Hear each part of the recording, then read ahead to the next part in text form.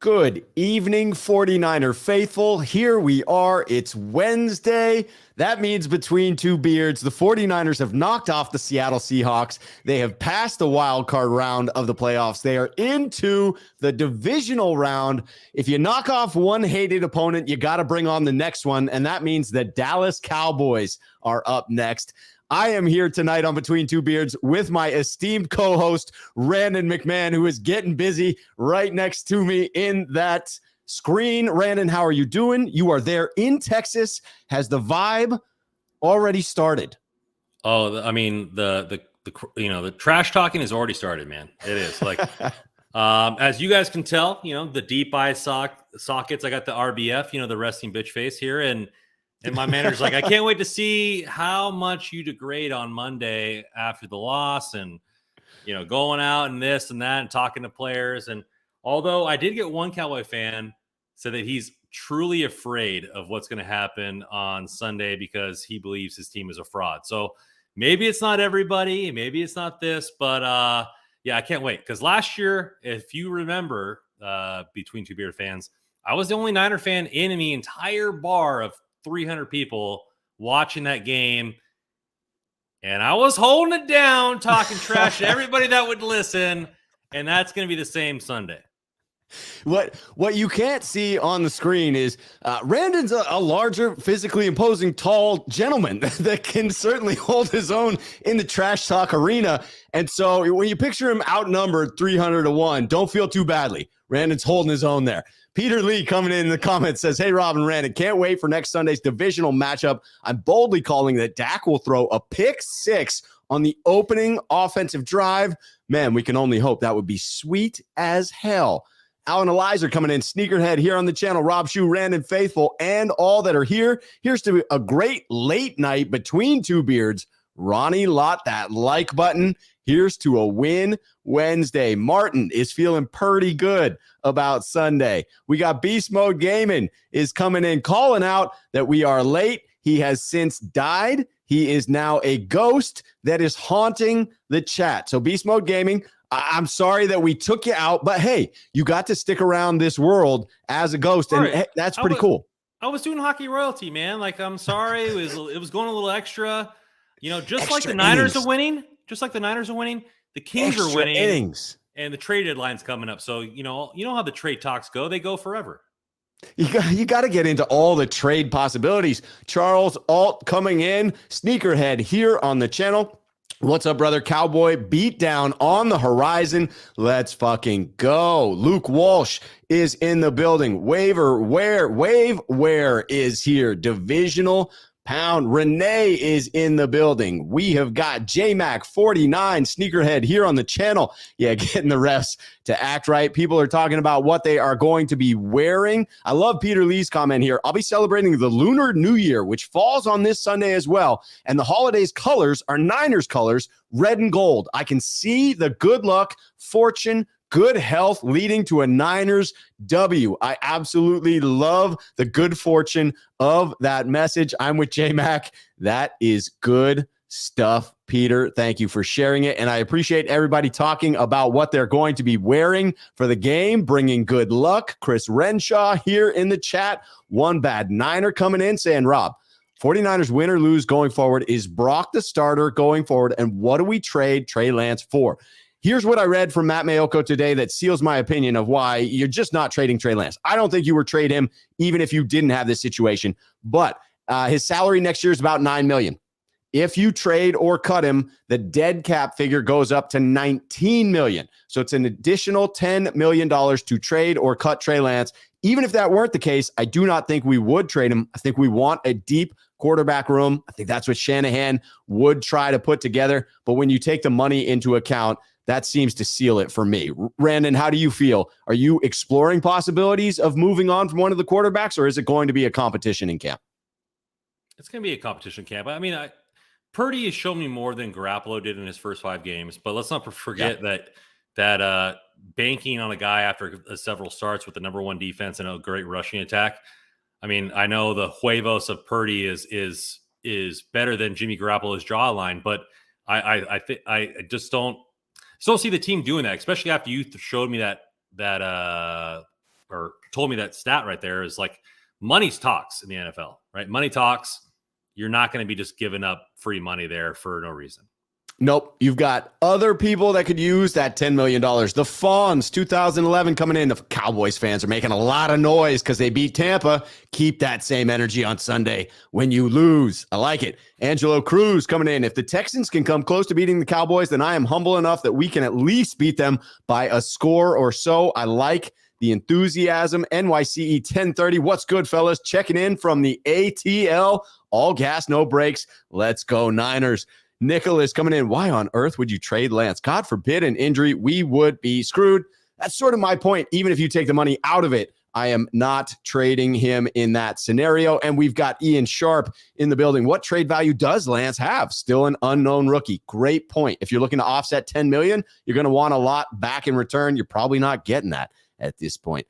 Difference maker coming in. Some Purdy fans are scared Lance will take his position. I definitely am not. I want the best quarterback out there. I'm with Randon. It's still a small sample size. I think I've seen enough from Purdy at this point to say he is the clear leader going in. But let's talk about the talking about that. Before we get going, I was talking about that with a Cowboys fan the other day at the bar. Yes. And I told him, I don't care. I don't care who the starter is week one of the season. If it's Purdy and he earned that job, great. If it's Trey Lance coming back from injury, great.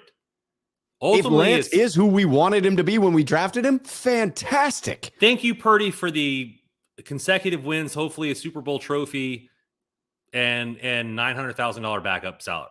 Like that's right. Thank you. But it doesn't really matter to me. Like fans are so ready to like coin, like people want extensions already made for Brock Purdy. Like it hits his first year. Like let's slow it down. You cannot really do that under contractual obligations, but yeah, they're like, sign that man.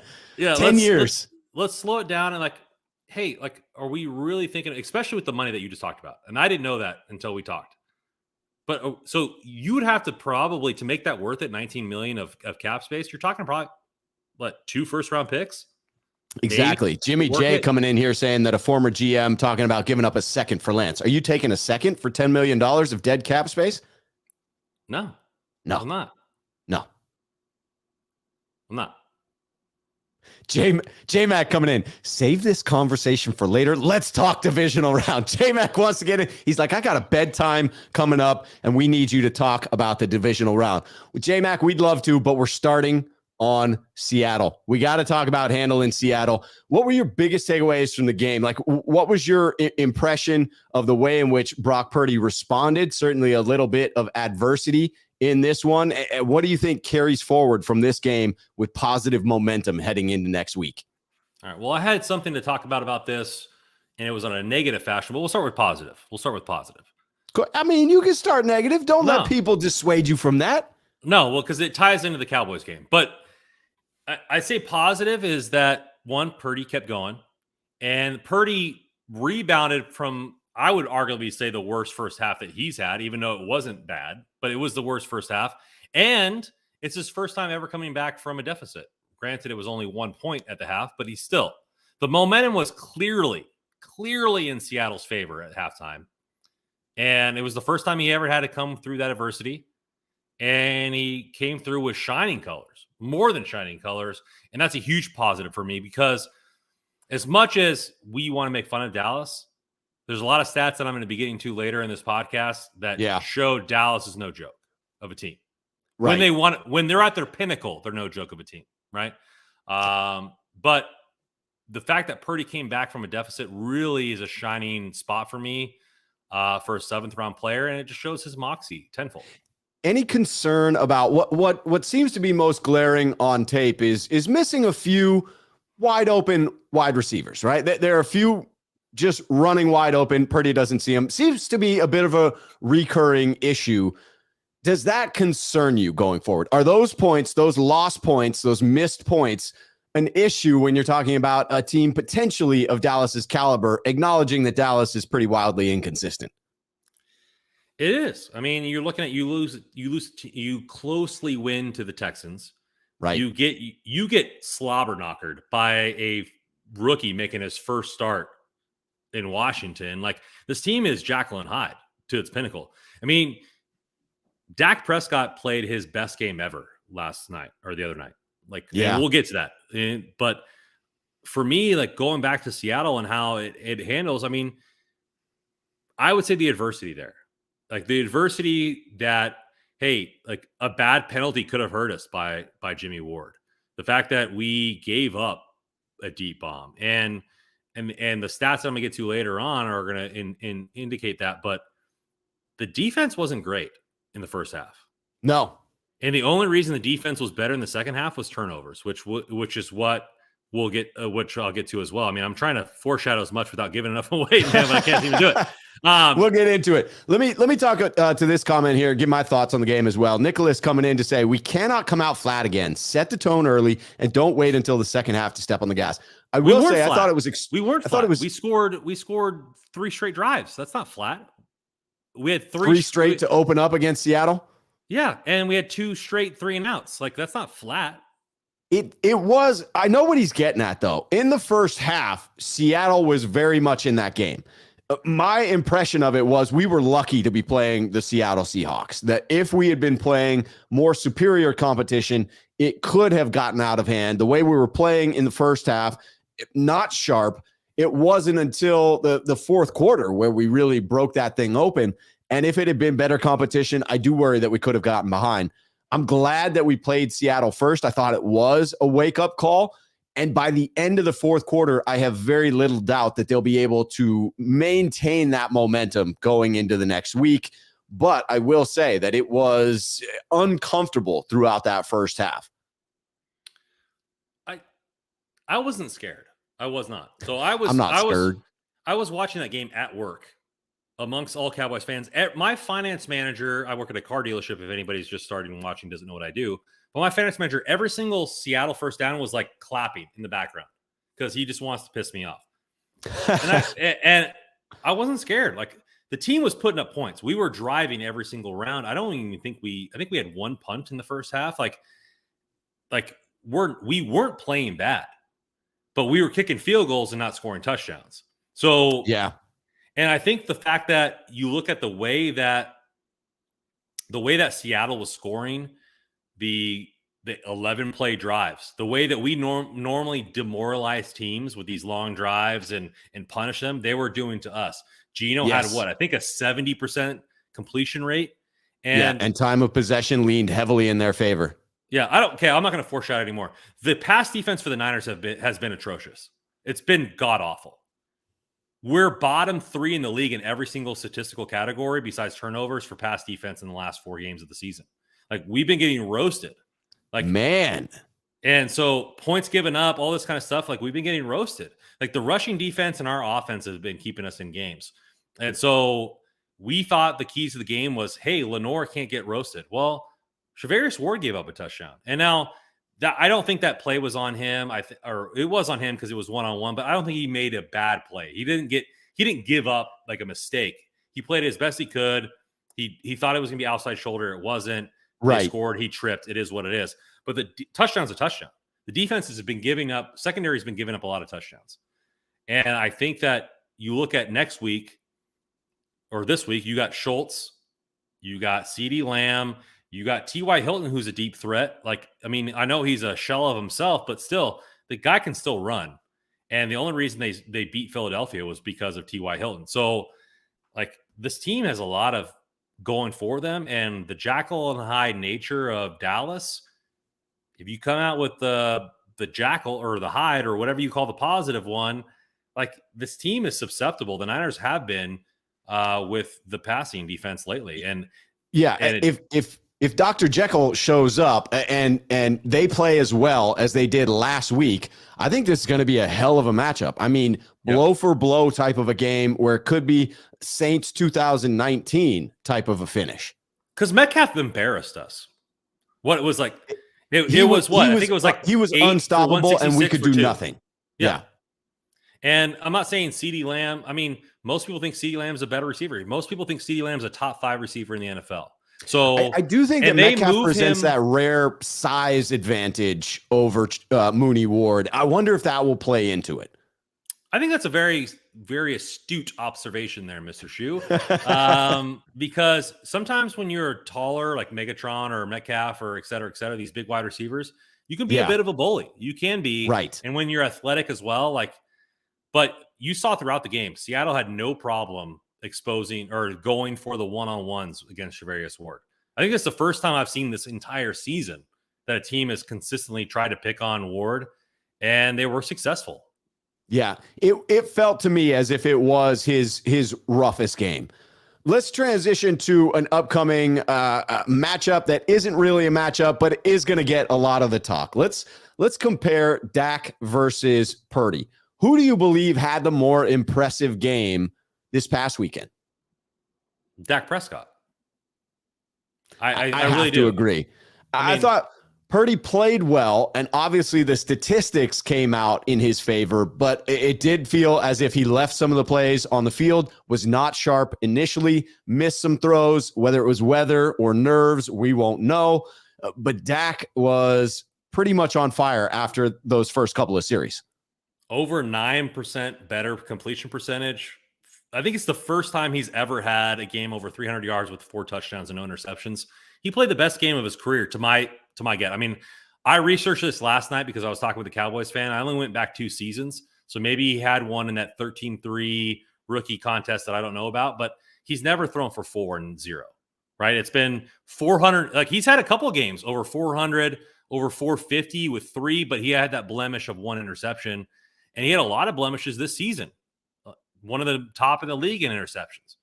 But last night he looked fantastic, and they abused Tampa Bay. And not to take anything away from Purdy, because to be honest, if he completes that throw to Ayuk, maybe you're looking at, hey, he's 364 and 5 total touchdowns, right? So right. So but Ayuk dropped a touchdown. Okay. Well, you're saying, oh, well, that could have been what could have been. There's probably, if you go back on the tape, there's probably a couple plays that were left on the table for Dak too. So Dak had a great game, and I would give it to him. Yes, I think you have to. I think it was easy between the two. Want to bring in the Super Chat Beast Mode Gaming Sneakerhead here on the channel, watching from heaven. Clearly, he's a ghost at this point. I'm sketchy about whether or not we're all making it into heaven in this circle that we're in. Those are debatable. But anyway, he's watching from heaven. I was never worried about the chickens in Dallas. Yeah. Purdy is Purdy, good always. Also, IGYB, you're putting acronyms to a guy who does not know acronyms. Randon and Rob on bar fights. Let's fucking go. I'm a gentle giant, but can fight. I got your back. I got your back. I got your back. I appreciate that. I wish I had understood that the first time, because that's meaningful. Beast Mode Gaming has got our back. That's important. In case I'm in a bar here in Portland that's surrounded by Seahawks fans, in case you're in a bar there in Dallas surrounded by Cowboys fans. So fun fact about Dallas, or Texas in general, we're one of 2 states where this is still legal. It's a tradition known as mutual combat. Mutual combat. So in the state of Texas, as long as there's somebody present to say that you both agreed to mutual combat, you can beat the crap out of each other with no legal consequences. That's phenomenal. I have to say that probably is a good law that allows people to get out some aggression as long as they both agree to mutual combat. There's some rules there, like you can't grab a weapon. Yes. So one weapon, they say if you grab a weapon and it's documented, automatic felony. So like no weapon. Yeah, no backstabbing in the obviously murder. Combat. They're not going to go that way. But other than that, it's a go, man. Mutual combat thing in Dallas. So any Uniters fans, you want to get a 50-on-50 mutual combat going, let's do it. Peter Lee coming in, basically Mortal Kombat. Yeah. Here we go. All right, so we do have, I love it, we have a Cowboy fan in the chat, but they are being respectful, so it is absolutely allowed. As long as there is good trash talk going on, I am a fan of it. Okay, so we've crowned Dak as the better game last weekend. Who do you think comes out with a better stat line Sunday?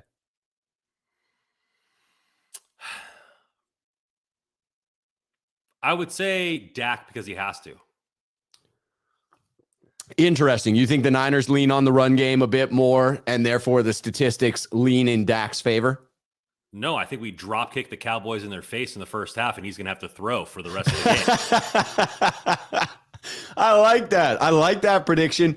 I'm going to go with Purdy in this one because I believe we are going to pick off Dak multiple times. I don't think he can put up another clean sheet. I do believe that will be the difference in this one are the turnovers. And so I'm going to say that Purdy has the cleaner looking stat line at the end of the day. Interested to hear what those in the chat say as well. But let's go on to our next topic, a battle in the trenches. This one is the 49ers coming up against that number 2 defense. Number 2 behind a certain number 1. But yeah, Dallas does have the number 2 overall defense. Want to give a shout out to David Lombardi for the following stat lines that I am going to quote. But the Cowboys have the second best sack rate in the NFL behind only the Eagles. So that leaves a big test for the 49ers. Obviously, with their passing in their offensive line, they're ranked 3rd in pass block efficiency. So the second best defense as far as getting after the quarterback, going up against the 3rd best offensive line in terms of pass block efficiency. But then you look at Dallas's weaknesses. They're ranked 32nd in DVOA against number 2 wide receivers. So potentially a big day for Brandon Ayuk or Debo, whomever you view as our number 2 wide receiver. Those set up to be the big challenges in my mind. First one, that number 2 sack rank defense coming up against our offensive line. Do you believe that we will be able to give Brock Purdy time in this one? This is a holy crap stat right now. And this has nothing to do with the Cowboys. But did you realize the Eagles got 70 sacks as a team this year? That's 70. Unbelievable. Yeah.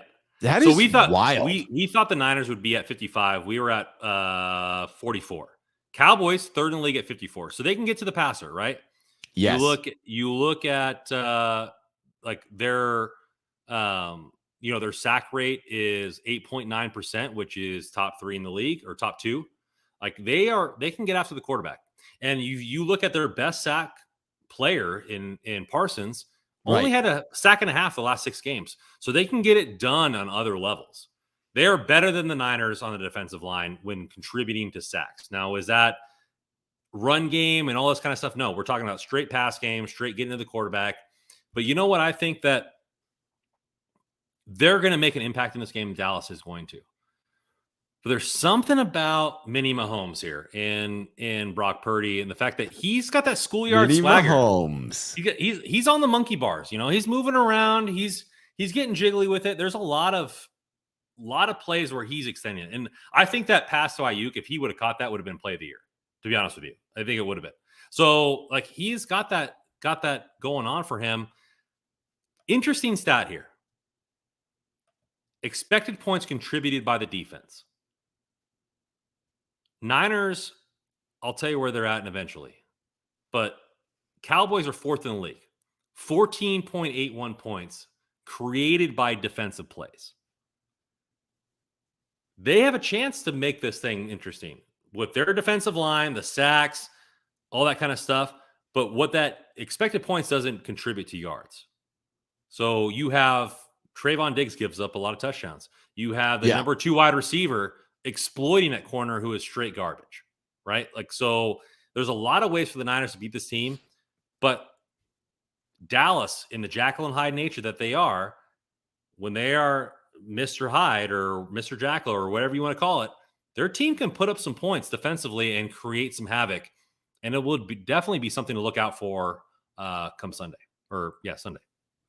Yeah, this is absolutely one of those things that the 49ers have to be cognizant of coming in. I do believe, much like some in the comments, that there needs to be a game plan that deals with this. Renee coming in to say, quick throws, run straight at Parsons. I do think that the speed with which they're getting the ball out of there, I don't want to see Brock Purdy scrambling around again, taking considerable shots on plays where he's extending it on a regular basis. Every now and again, great. I'm fine with that. But I would prefer the game plan be quick throws, getting the screen out to McCaffrey to take advantage of pressure that may be coming, and running directly into the teeth of the defense. This feels like the type of game where if you get the run game going early, you can rack up 35, 40 carries in this game, dominate time of possession, get ahead of Dallas, and force them to become one-dimensional. Because if either team becomes one-dimensional, that is going to be a serious advantage to the other. Parsons had the best game probably of the season for him, right? Over 9 pressures, this yada, yada, yada. The tackle that he was playing has the most penalty yards given up in the last 5 years. He's not good. I don't know if you know this, Rob, being that you're just new to the Niners, but we have a guy named Trent Williams on the left side. Trent Williams, you say? Yes, and he is considerably better. How better, you say? The best tackle in football. The best. Get out of town. Yeah, I know, right? So Parsons is going to have his day. But I don't think it's going to be 9 pressures. I don't think it's going to be the disruption that we saw against Tampa Bay because their tackles suck. They really do. And the fact that you know that Brady threw the ball 60-plus times is indication that they don't have a running game either. So, I understand the Cowboys blew them out. They should have blew them out. Tampa Bay was below 500 for all of the season.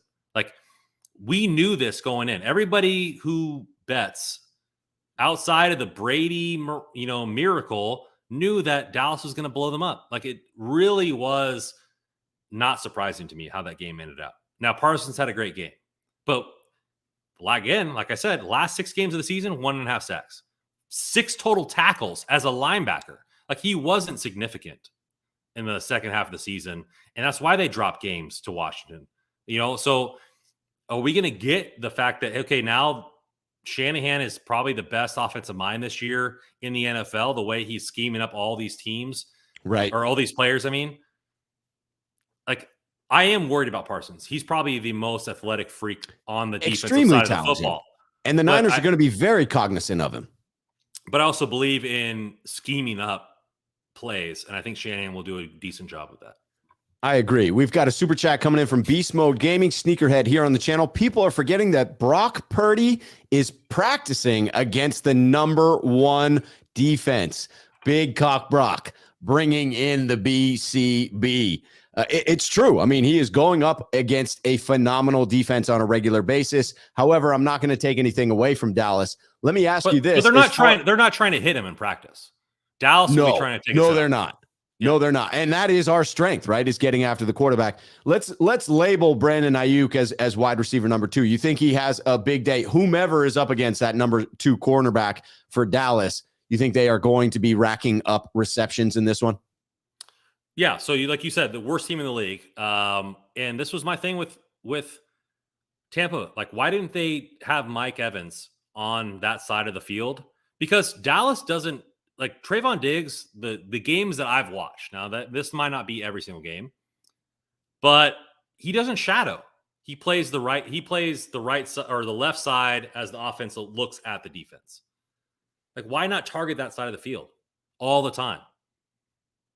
And a fun stat, I don't know if this is true, but JL Chapman said that Diggs has given up more touchdowns than Ward, Mooney, and Lenore combined. So even Diggs gives up big plays. So I'm telling you, if we can minimize the turnovers in this one, we are going to cook. Everybody's saying that we should run the football, which the Dallas Cowboys are bad at the run defense. Right. I still think Shanahan's going to put his balls on the table and throw 35 times this game. I really do.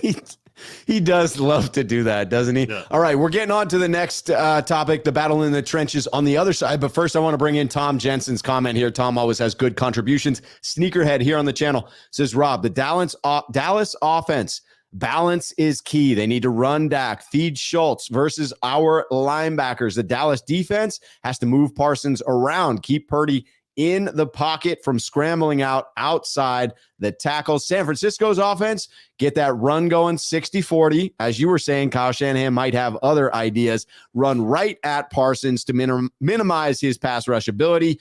Occupy the safeties to win man. San Francisco's defense, Dak's feet are key. Get in there, crowd him, pressure him, and blitz wide. Hold those lanes so that you don't let him go. Tom, I love that. Let's just forward it right on over to Kyle Shanahan. This feels like the winning recipe. anything you would do different in here, Randon? No, I just think there's something interesting here, and I want to, from a person that watches a lot of Cowboys games because I'm in Dallas. I think Dak Prescott plays better when he gets hit a little bit, and they allow Interesting. him to run. Like you looked at, like I think that he needs to get knocked around a little bit, right? Like I forget who the fighter said, like, "Hey, I got to get punched in the face before this thing starts," right? So like, Right. I think that if they allow him to run a little bit and they let him get moving, Dak's feet are key. Crowd him, blitz wide. The Niners don't blitz. They're one of the bottom teams in the league in blitzing. They're going to rush 4 and play back. I think the key to this game is going to be the offense on our side. This is the best offense I've ever seen the Niners have in the Shanahan era, and I think we're going to have to outscore Dallas. I really do. I don't think it's going to be a defensive game at all, even though the two teams have great defensive football. But what I will say is that we're a much more physical team than they are. And I think I agree with that statement. The 0-15 after playing the Niners is the craziest stat I've ever heard in my entire life. Absolutely nuts. They're so broken that they can't play the next week. Because we punch you in the mouth, and then we punch you again. And then when you're like, oh, you lost the game, like, thank you for playing us, we punch you one more time. And then we kidney jab you. And then you're on the plane, and we take away your water. Like it does. This team goes for the jugular all the time. And you see it on small plays like a screen where that player has no chance of getting any yardage, and there's 7 players around him tackling him. Like this Niners defense is just built differently, and I think physicality is going to be the reason for we win this game. Tom Jensen's in agreement. Agreed on outscoring Dallas. They can't stop San Francisco, and yes to the physicality. He adds, Dak's picks are from bad footwork. Well, let's get Eric Armstead and Nick Bosa and a few others around those feet. I will say I feel pretty good about our defense going up against Dak. I really do think that that's going to be a phenomenal matchup. So let's talk about that 49ers number 1 defense. All right, these are interesting. I'm throwing these out there as just phenomenal, rare stats that someone who gets paid too much to pull up stats for Football Outsiders can spend time doing. So Aaron Schatz comes up with these stats. That's a tongue twister right there. The 49ers defense in DVOA by down it's the Schatz play. So first down pass, they're first. First down run, they're second. Second down pass, they're fourth. Second down run, they're third. So far on first and second down, whether we run or pass, we're phenomenal. Third down pass, 23rd. Wah, wah, wah. Third down run, first. So every other category, first down pass or run, second down pass or run, third down run, we're phenomenal. Third down passing is where we are struggling, extending drives. Allowing teams to extend drives on us, I should say. Is that season long? That is season long. Do you view that as an issue wherein you already talked to the fact that the Niners don't blitz all that often? It does seem those blitzes are typically on third down. Would we be better served to play a bit more conservatively? It often feels like we're in third and medium, third and long, and at times just can't seem to get off the field, whether it's an inability to cover a guy like DK Metcalf, an unwillingness to double cover someone who seems to be the obvious target, or getting a blitzing but not getting home on the quarterback and getting beaten on those. Do you see any issues from the eye test that you think speak to that statistic? Yeah, I think the physicality in the run game early on is the reason for those stats that you talked about. And then when it comes to third down, I feel like, I may be completely wrong, but I feel based on the eye test, like you said, that we play off a lot on third down. Hey, it's 3rd and 8, we're playing off. Yeah. But Shavarius Ward isn't an off corner. He's not. No, he's a press corner.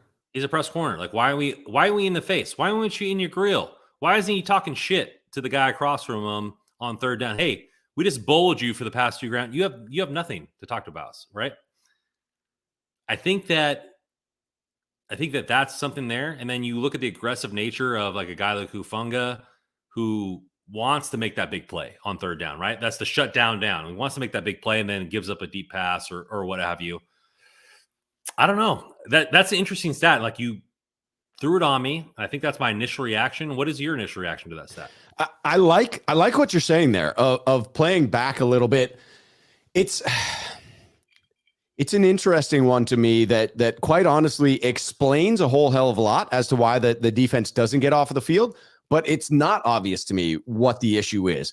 I do acknowledge that the 49ers are not a blitz-heavy team. And quite honestly, I saw stats for Talanoa Hufunga's effectiveness on blitzing. I think he only blitzed on something like 30 of his however many snaps on defense there have been. It was a minuscule percentage, and he got a pressure on something like a third of them or a quarter of them. It was a phenomenal pressure rate. It was a phenomenal sack rate, even if you looked at it. And so I want to say that DeMeco Ryans has well-timed blitzes, and it does seem that on third down, for whatever reason it is, an inability to get home, the blitzes are ineffective on that down, or a failure to play up and a little bit more of a lax coverage. It doesn't seem to be successful to this point, but overall, it's worked for us, right? I mean, just that one down has not caused the defense to lose any games. Yeah, I think that both these teams are similar. And I already went out there and said what Dallas was and expected points given up their third, or not given up, but expected points gained by their defense. But Rob, because we're a Niners podcast, you think I'm holding this for no reason? No, because the Niners are number 1 in the league in expected points for their defense, right? So you're looking at total points expected, earned by their defense. Niners are number 1, and it's not even close. 61 points on the season for the Niners. Patriots are 55. Cowboys are 38 points, right? So over 30 points extra by the defense. Would you guess how many teams are in the positive? Only 8, right? So and the 8th person is 7 points.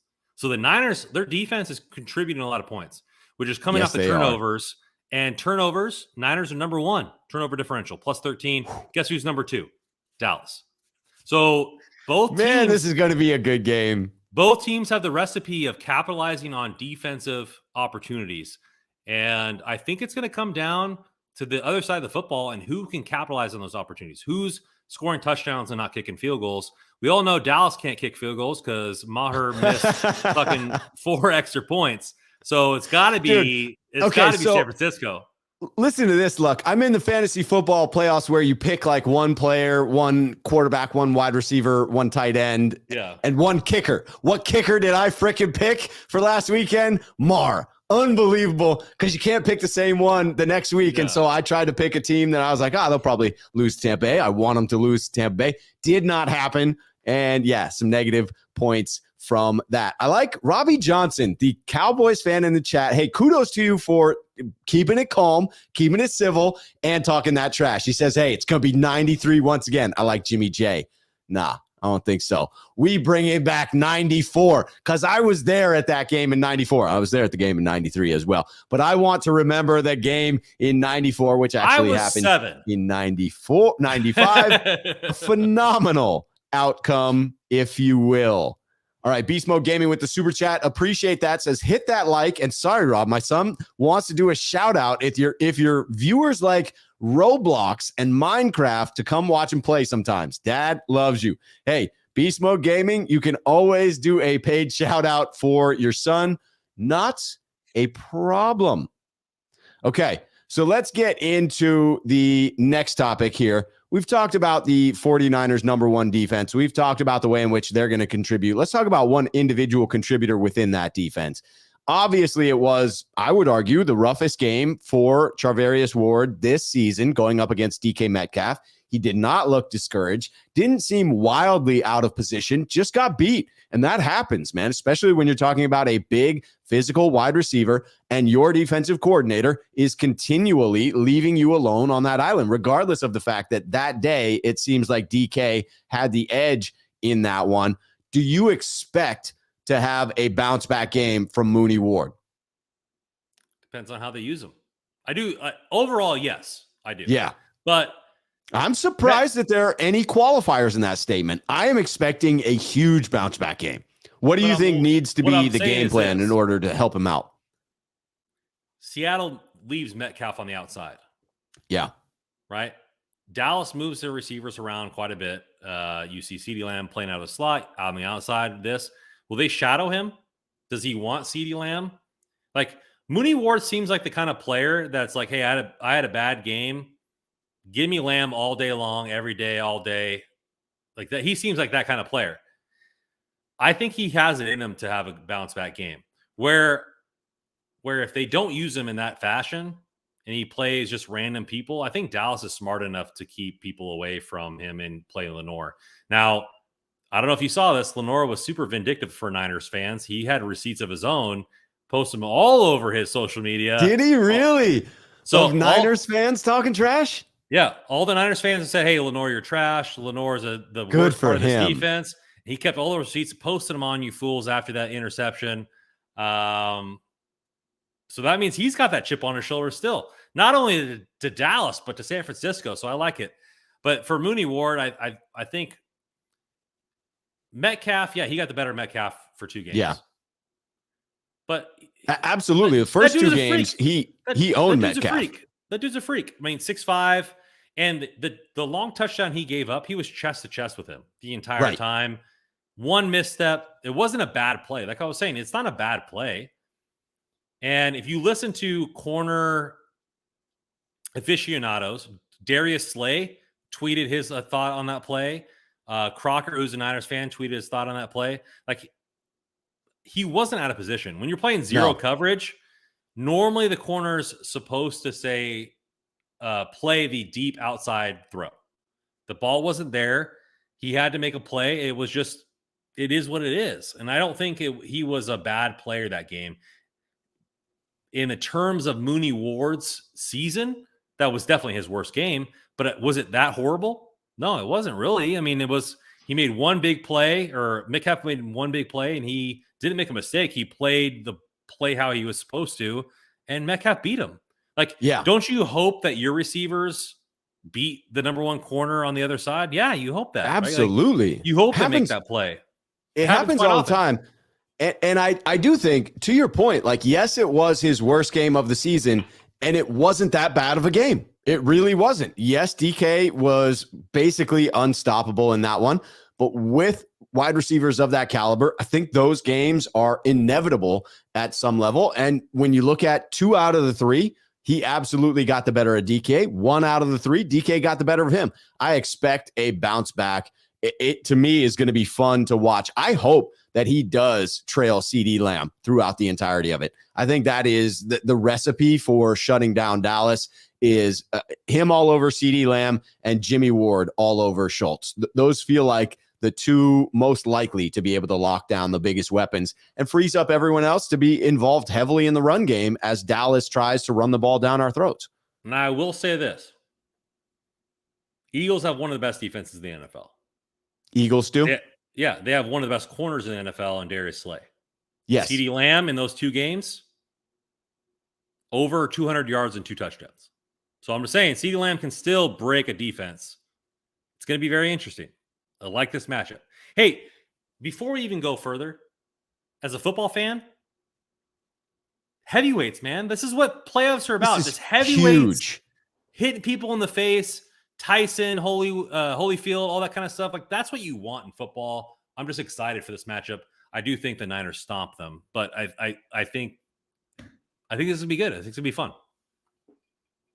Yes, I think it's going to be a phenomenal freaking game. Keith Murphy coming in with the super chat just to point out, hey, Ward said E-Man covered him week 2, so he got him once. That is a powerful call out. Yeah, I'm guessing that a fair percentage, at least, of the snaps going up against DK did belong to E-Man. And it is a matter of scheme as to whether he follows him around or is just covering him when he is on his side of the field. All right, so we do think that there's going to be a bit of a bounce back. I think I'm a little more enthusiastic on that. By the way, just wanted to answer someone's question earlier. I'm not seeing it right now in the chat, but I think it was Fazil who asked, am I going to the game this weekend? Still waiting on it, man. I am trying to budget this postseason so that I can still get to, if we make it, the NFC Championship game. And if we make it, the Super Bowl. I've done some math, Randon. After paying for that Vegas ticket and looking at the cost of seats, this one is ridiculous against the Cowboys. I'm wondering what it's going to be in the Super Bowl. I think inflation is through the freaking roof, and Super Bowl tickets are probably going to start at like $5,000, and that's just insane. Well, the NFC Championship, right? Philadelphia hasn't been there in a while. That game's right. Those prices are going to be insane. New York and it's travel to Philly with a hotel. Yeah. And then if it's New York, you're still playing San Francisco prices, right? So, yeah. What are we doing? What are we doing, Rob? We just getting a hotel in the host city, getting a big screen TV, a bunch of food, a bunch of ladies, and all the between two beard fans that we can have. Let's do it. Between two beards. By the way, Robbie Johnson, I like it. Still enthused, still talking trash. He says, y'all remember, I'll be looking for y'all, win or lose. See, the good thing is we'll be here, Robbie. We will be here. The question is, do you come back, win or lose? I hope that you do, whether it's to acknowledge tip of the cap or to take a victory lap. Either way, I will either gloat or tip my cap to you if, in fact, we are suffering after this one. This is the most complete team we've played all year. Oh, most definitely. I know the Chiefs beat us, but their defense is trash. They have Patrick Mahomes. And we are a different team than we were when we played the Chiefs, right? No McCaffrey, no Purdy. Defense was absolutely injured. Yes, it will be a different matchup. By the way, Fazil saying he's going to be there and would love to meet up. If I am, I will let you know. You'll know on the broadcast whether I will be there. Robert Pacheco coming in. Rob Schuh, who gets more sacks, Nick or Mike? We're talking Micah Parsons most likely. Yeah. So who do you think gets more in this one, Nick Bosa or Micah Parsons? Nick Bosa, because Peters was the left tackle the first time he played left tackle last game. He's injured. The Dallas Cowboys offensive line hasn't been the same for like 4 straight games. Like they've been constantly moving guys around. Nick Bosa is going to eat, I think, more sacks definitely than Mike Parsons for sure. I love it. All right, let's. Robbie Johnson has promised. He says, I'll be back. I appreciate that, Robbie. That is a stand-up move on your part. All right, let's talk about this next topic here. Just want to bring up this news. This isn't really a whole lot to talk about, but it has been reported Jimmy G was spotted without his walking boot on in the locker room today. He just hit the 6-week mark in his timeline. That means the bone should be healed. Positive sign that he's out of the walking boot. And this does put up a scenario wherein you potentially have Jimmy Garoppolo available as a backup quarterback just in case. I can't imagine any scenario wherein Kyle Shanahan pulls Brock Purdy, who is the hot hand right now. But I will say that, number one, I'm happy on a human level for Jimmy Garoppolo that it feels like he's healing up. It's healed correctly. And I'm thrilled for the 49ers because now if something does happen, instead of going to Josh Johnson, you're potentially able to hand over the reins to Jimmy Garoppolo. So that would be huge if in the NFC Championship game or for the Super Bowl, we now have a deeper quarterback room and just positive messaging as well. I just want to get into this before we go there. Can we throw up Robbie Johnson's Tyler Smith got Bosa? Tyler Smith got Bosa. That's how he said it. I mean, that's his tone. So he's number one in the 2022 year in penalties for a tackle, and he is 15th for sacks allowed. He don't got anybody, let alone Nick Bosa. So why don't you just have another beer and stop with your delusional stats there, buddy? Because Nick Bosa is going to eat Tyler Smith for breakfast, lunch, and dinner. Anyway, breakfast, lunch, and dinner, which will probably be a salad without croutons, if knowing Nick Bosa. So, Jimmy G, who cares? To be honest with you, I don't expect any injuries. I don't expect anything going on. Purdy's the man going forward. Crossed. It is what it is. I don't care if Jimmy G is being anointed by whoever you want, but it's Purdy show all day, every day.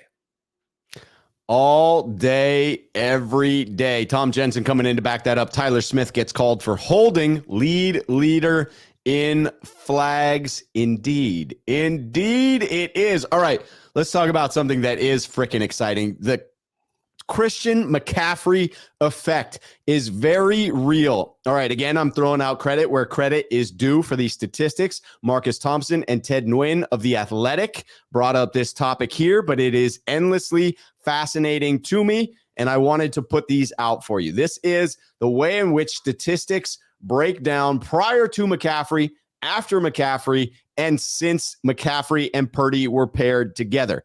Prior to McCaffrey, that is BM. BM stands for something else, doesn't it? But like BC, we're going BM. The Niners played 6 games before they brought in McCaffrey. In those games, averaged 20.3 points, 340.2 yards. So 20.3 points, 340.2 yards.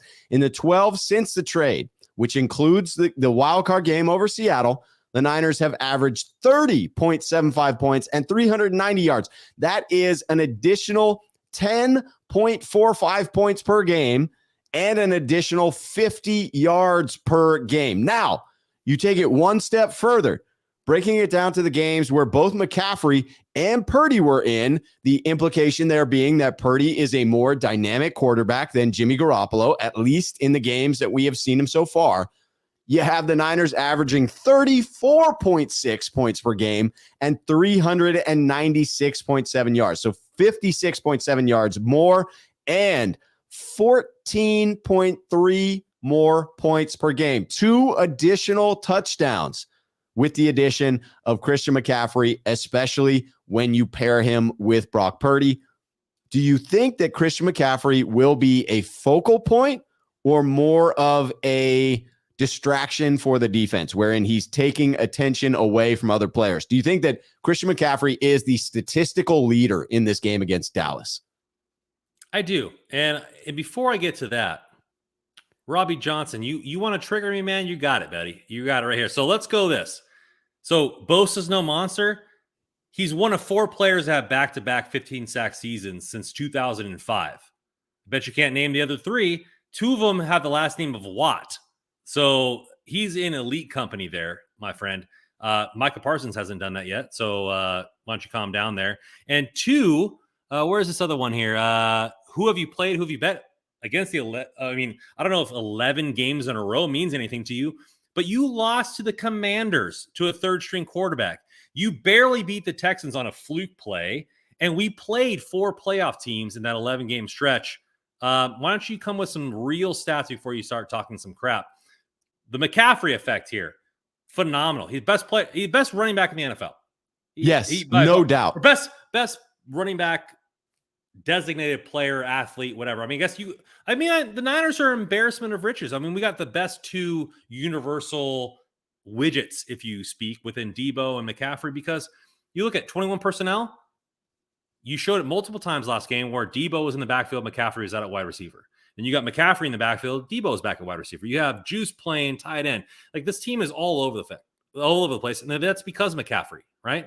Like, short area quickness, all that kind of stuff. He's got the burst. He's got the touchdowns. Like, he should have been all pro. Like I just don't understand like how he has been this good. And I think the full reason he is this good and the Niners are this good is Shanahan. Because the Niners were worst or bottom 3, I believe, in the league in passing to the running back. And now, like, look at the change in the offense. Shanahan completely said, hey, we got this player here, and we need to mold the offense around him. And it's been definitely a factor. Because if you're not passing to CMC, he's not an upgrade on the rushing game. Not enough of an upgrade to trade for, right? So the reason he's so effective is all the other stuff he brings to the team. It's insane. I mean, just the attention that he garners when defenders have to match up against him, it opens up the lanes for everyone else on this offense. This truly was the unlock potential move for the San Francisco 49ers. And it was an absolute steal. It felt like a lot of picks to give up at the time. It is a lot of picks to give up. It is a lot. It was totally worth it. Totally worth it. They could have given up more and it would have still been worth it because of what this has done to the offense, because he is in and of himself a monster to defend, that I believe Dallas will be keyed on him, and he will absolutely be the statistical leader within this game. I think Shanahan is going to lean heavy on Christian McCaffrey in this one, and Christian McCaffrey is going to deliver. But in addition to his individual skill, the ability to run in between the tackles, much more of a north-south runner than he gets credit for, much more capable of driving defenders forward. He does keep his shoulders square to the line of scrimmage. It's impressive, but his ability to catch those passes, his elusiveness, the way in which he draws defenders with him and opens up everything for Kittle, for Juice, for Debo underneath. It just truly is now positionless football when he's on the field. When you have Christian McCaffrey, Juice, Kittle, and Debo on at the same time, are you kidding me with that lineup? Like, what are defenses supposed to do? It could be any number of plays in that one. And the Christian McCaffrey effect is a big part of that. Do you think that Dallas is going to be keyed in on Christian McCaffrey, or are they going to be spreading it out and say, no, we're going to play this pretty evenly, and if Christian McCaffrey happens to be the one to beat us, then so be it? Or will they have double coverage on Christian McCaffrey, a spy on McCaffrey when he's coming out of the backfield? What sort of account do you think Dallas will have in place for Christian McCaffrey? I hope you do. I hope the Cowboys do double cover McCaffrey, because then you got Debo, you got Ayuk, you got all yada yada. This game is going to be interesting because I've just pulled up Tony Pollard, and Robbie Johnson. As much as you've been wrong so far, you got a great player in no doubt. You look at his stats right there, right? I mean, he made the Pro Bowl. I mean, he was one of the top 1378 total yards from scrimmage. You got I think 12 or 13 touchdowns there. Like, he's McCaffrey light, if you want to say, right? Like, and I think that this game, I just thought of this. This game might come down to the linebackers. Who do you trust more, right? Because the linebackers have to guard that out of the backfield. They have to they have to stop the run. They have to also guard the people on the pass. Who do you trust better? Warner, right? Or Van Der Esch? Like, I think the Niners might have that edge in that one, and the fact that the linebackers are going to have to more responsibility, and I like the chances there at that point. But Pollard's no joke, and he's got explosiveness. The McCaffrey effect, the Pollard effect. What do you think, Rob? Like, you think both these backs have their heyday, or do you think McCaffrey's got the edge? I think McCaffrey has the edge in this one as far as statistical who ends up with the better game. However, I will absolutely give credit to the Dallas Cowboys and that backfield. That is going to be the biggest area of difficulty for the San Francisco 49ers. We have struggled a little bit recently in containing the run. However, I believe we've gotten healthier at some key positions, right? The getting Kinlaw back to where he's playing right now feels like a huge win. And I think the focus will be on stopping the run in this one. I do believe McCaffrey goes off. I think he is far and away the biggest running back statistically to come out of this. I would argue that I think Robbie Johnson's onto something in saying that we haven't played anybody like the Cowboys. I think that's fair, but the opposite is fair as well, that the Cowboys have not played anyone of the Niners caliber either. The closest they've come to it is playing Philly twice, and admittedly, Philly is a good team, probably better than most of the competition that the 49ers have seen, and I would not put them in the same category as the San Francisco 49ers. I think this is going to be a phenomenal one. Rob, outside of the quarterback position, if we take Purdy out of it, right? Just skill players, is there any team that's better than the Niners in skill position? No. I would say no. No. Debo Samuel, Brandon Ayuk, Christian McCaffrey, George Kittle, Kyle Juszczyk. No way. Yeah. There's no way that there's another team in the league that has as many weapons and a play caller that is consistently able to scheme players open. And Brock Purdy, who seems to be quite capable of finding those open wide receivers, say for every now and again, missing one of those open guys. I would say that because you look at like how many All Pros we have. We have Juice, Debo, Kittle, McCaffrey, like four All Pros on skill position players. Like I don't think there's a team that competes with that. I mean, Purdy has done his job, and he more than his job. So, like, you can't compare him to Mahomes. Nobody's Mahomes or any of that kind of players, or even Hurts this season, right? He was MVP until he got injured. But position players, I mean, there's nobody that competes with the Niners, right? So Purdy's just got to do his job. He's got to facilitate those guys and let them run. And Shanahan is scheming those guys up left and right. I mean, I know we haven't played anybody but the Cowboys, and the Cowboys can definitely win this game. They definitely can win this game. No doubt. But I think our offense is going to stomp that defense. I really do. I don't think the Cowboys have played any offense like the Niners at all this season either. No, absolutely not. It is going to be a phenomenal game. All right, speaking of phenomenal games, what's your game prediction? How does this one turn out? I went back and forth a lot on this one, and I think the Niners win, but do I want to call it big and say, yeah, we win by 2 touchdowns and we smash them? I just don't think that's going to be the game. I think that it's not going to be the off game for the Cowboys. I think that they have the confidence. Confidence is key in sports. I think they're coming back. I think they win by less than a touchdown. I'm going 31-28. I think they win, but it's going to be close. Man, it is going to be close in our predictions as well. You've got 31-28. Fazil coming in 31-24. We've all picked the Niners with the same score.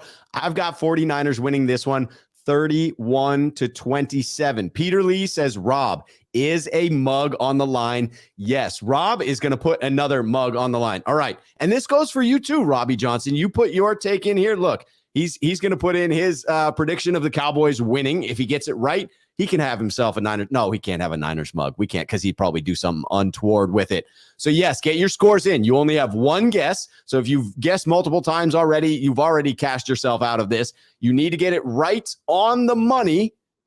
And you have to be the only person that picked that score, and you got to show up in the post game. So write down your scores in there, putting in what you think the Niners put down as far as points. Fazil coming in 31-24. If it's 31-24 and Fazil is the only one that picked 31-24, then they would win the mug shipped at my cost. Let me go ahead and bring on some of these predictions here as well. Christopher, 31-21. Cowboys. Christopher is a Cowboys fan in the chat. I love it. Beast Mode Gaming, Sneakerhead here on the channel, 41-21, a clear victory. Renee says Mar misses a field goal to tie the game, 27-24. Tom Jensen, 34-24 Niners. Robbie Johnson, I think we know who he's picking here, 27. Hey, I got a bet for you, Robbie. Here. Okay. Randon is laying a wager to Robbie. Let's see if he accepts it. I bet we score more than 10 points at the half. You say the whole game. I will bet you $20 that we score more than 10 points at the half. You can choose to accept it in the chat. I'll take Venmo. I'll take beer. I'll take Zelle, whatever you want. But if you want to make that bet, you've heard the wager, Robbie. Let us know if you accept it in the comments. The greatest 49 Sneakerhead here on the channel, 31-10. Ian Sharp, Niners, 33-19. Let's see. Jimmy J coming in with the super chat. Kyle finally running. Had his quarterback to run the offense he 100% prefers. First time since he took the job with us. He's running the offense that made Matt Ryan an MVP. Let's go. This defense is phenomenal. Clearly, Kyle Shanahan does love the way in which Brock Purdy is able to operate this offense. And it's why it's too early to be talking about next season. But I absolutely believe Brock Purdy comes in as the favorite. And I believe Brock Purdy is going to continue to operate this offense. I don't think Randon is foolish in saying that he will place that bet of the Niners scoring more than 10 in the first half. Absolutely believe that that's going to happen. Do you think that this offense, given a complete season, would put up those 2016 Falcon numbers? Purdy's been a great story. He's been great in every aspect, and he's got the huevos to match. But I think that you're looking at full season. I mean, teams are going to get more and more tape and all that kind of stuff like that. But I'm going to throw all that out the window, man. This guy's got it. This guy's got it. And I think you like the moxie. You like the moxie, and you could see it. You could see it with him all the time. I think this team could be that level of offense. I mean, you're talking about over 30 points a game for 18 games. I mean, that would be unprecedented.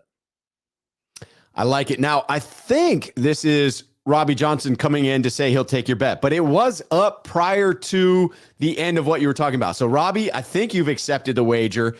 Type in "I accept" if you like Randon's bet about them he scoring countered 10. He countered because for the first quarter because he's scared. You said 10 points in the entire game, and now you won't take it in the half. Come on, Robbie. Don't throw out a fake prediction. Robbie, that's weak. Bet you don't get 10 in the first quarter, $20. That is, you said they wouldn't get 10 in the entire game. All right, let's go back and get in some of these scores. Daniel Garcia, 27-24 Niners. Rafael, 562 coming in, 34-24. Renard, 34-24. Instantaneously, that one is out. Jimmy J, Niners 28, Dallas 17. Let's see. Peter Lee, Niners win 34-27. Stivers, Niner 209 show, 38-31.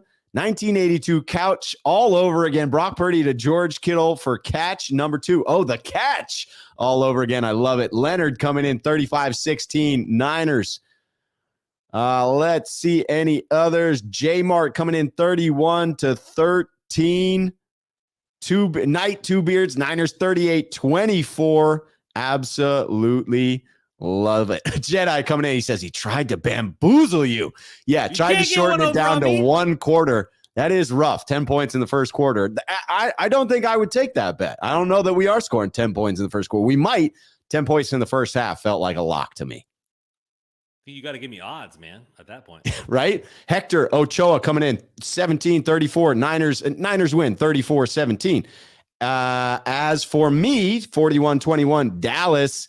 Vicky coming in 31-20 Niners. 20 half back curl X up podcast 31-17. Patriot Dad 34-13. If you get it in before the end of the show and it shows on the chat, it counts. You are competing for a mug. Randon, as always, fantastic show. Love doing the breakdown of the Dallas game. I know you're in enemy territory. Make sure that you stay safe for this weekend and enjoy a 49ers victory as they kick some Texas ass, my friend. I'm going to love it, man. This is what we want. Like I said, juggernauts, heavyweights, Juggernauts. Going at it. This is what the playoffs are about. I mean, man, I look at it this way, and somebody brought this up on Twitter, and I don't know who it was, but the Super Bowl is going to be good. You look at the finesse of the AFC, right? All those quarterbacks, Patrick Mahomes, Burrow, Josh Allen, and then you look at the I'm going to punch you in the throat and laugh at you type nature of the NFC. Super Bowl is going to be good, no matter who that is. And I say no matter who that is, it's going to be the Niners. So, but man, it's going to be a good season. I can't wait. I mean, this is what football is all about, right? This is what the games are all about. I love it. I love it. This is why we're here, for games like this. J-Max says, love you, faithful.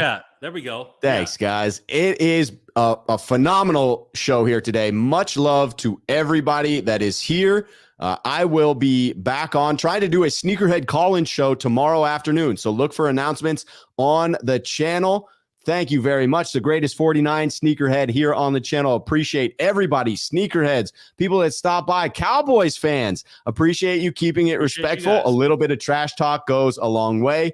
Randon and I had a phenomenal time talking back and forth. Again, I will be back on tomorrow, and I'll let you know whether I end up flying out to San Francisco or not. But until then, ladies and gentlemen, we look forward to this phenomenal matchup, bringing back the 90s, a good era. Until the next time, you know the drill. Cheers, faithful. Robbie, your last chat means nothing. You